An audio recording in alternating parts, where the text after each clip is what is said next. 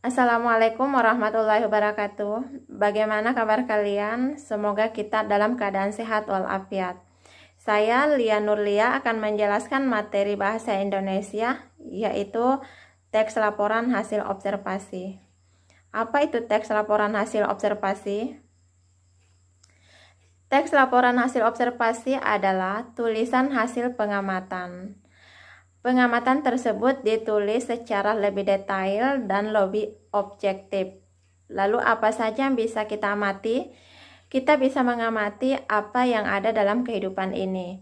Misalnya gunung, sungai, sawah, atau barangkali kupu-kupu, bisa juga berupa kegiatan pramuka ataupun kegiatan-kegiatan lainnya. Selanjutnya, teks laporan hasil observasi juga memiliki ciri. Cirinya yang pertama itu bersifat objektif. Artinya, hal-hal atau informasi yang kita tulis dalam teks laporan hasil observasi tersebut harus sesuai dengan apa yang kita lihat, apa yang kita dengar, apa yang kita amati. Yang kedua, berdasarkan fakta. Fakta artinya kita tidak menambahkan informasi lain selain apa yang kita amati. Selanjutnya, ciri yang terakhir adalah ditulis secara lengkap. Artinya, kita menuliskan secara lengkap, lebih detail, tanpa ada satupun informasi yang kita abaikan.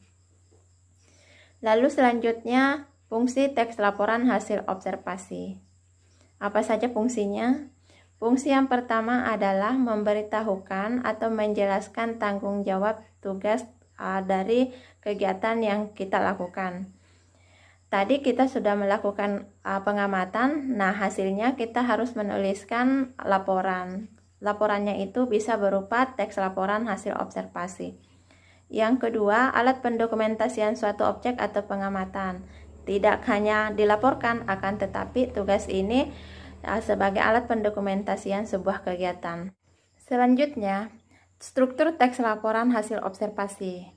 Struktur teks laporan hasil observasi ada 3. Yang pertama, pernyataan umum. Pernyataan umum di sini bisa juga disebut sebagai pengklasifikasian. Kenapa? Karena di dalam struktur pernyataan umum berisi hal-hal umum seperti definisi, atau di dalamnya bisa juga kita menuliskan hasil dari pengklasifikasian dari objek yang kita amati. Pernyataan umum juga di sini biasa disebut sebagai pembuka. Yang kedua, deskripsi bagian. Deskripsi bagian adalah penjelasan terkait mengenai objek atau bagian-bagiannya.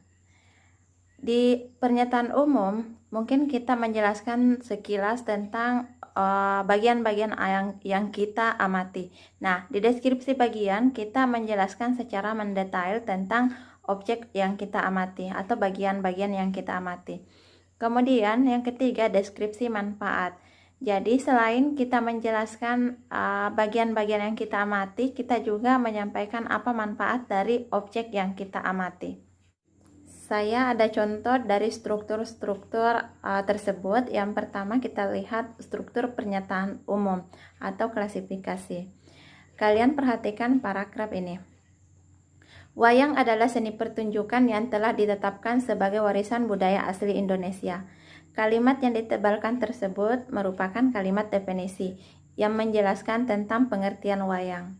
Nah, dengan adanya kalimat definisi ini, maka paragraf ini termasuk struktur pernyataan umum atau pengklasifikasian.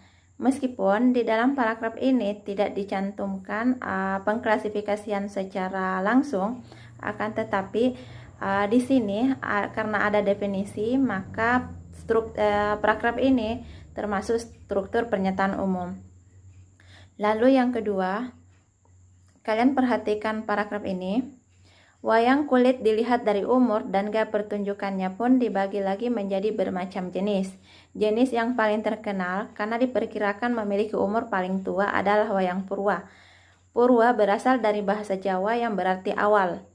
Wayang ini terbuat dari kulit kerbau yang ditatah dan diberi warna sesuai kaidah pulasan wayang pendalangan. Diberi tangkai dari bahan tanduk kerbau bule yang diolah sedemikian rupa. Kalimat yang diberi warna biru tersebut merupakan penjelasan dari pengklasifikasian, yaitu Wayang Purwa. Sehingga paragraf ini disebut sebagai deskripsi bagian dari struktur teks laporan hasil observasi. Nah, bagaimana? Apakah kalian sudah memahami struktur teks laporan hasil observasi? Kalau sudah paham, kita lanjut ke struktur laporan hasil observasi yang ketiga, yaitu deskripsi manfaat. Nah, sekarang kalian perhatikan paragraf berikut. Semua jenis wayang di atas merupakan wujud ekspresi kebudayaan yang dapat dimanfaatkan dalam berbagai kehidupan, antara lain sebagai media pendidikan, media informasi, dan media hiburan. Wayang bermanfaat sebagai media pendidikan karena isinya banyak memberikan ajaran-ajaran kehidupan kepada manusia. Kalian perhatikan kalimat yang berwarna hijau dan biru. Kedua kalimat ini menunjukkan manfaat dari pertunjukan wayang. Jadi, dari paragraf tersebut kita bisa menyimpulkan bahwa paragraf tersebut adalah struktur deskripsi manfaat dari teks laporan hasil observasi. Nah, itulah pembahasan materi teks laporan hasil observasi. Selamat belajar.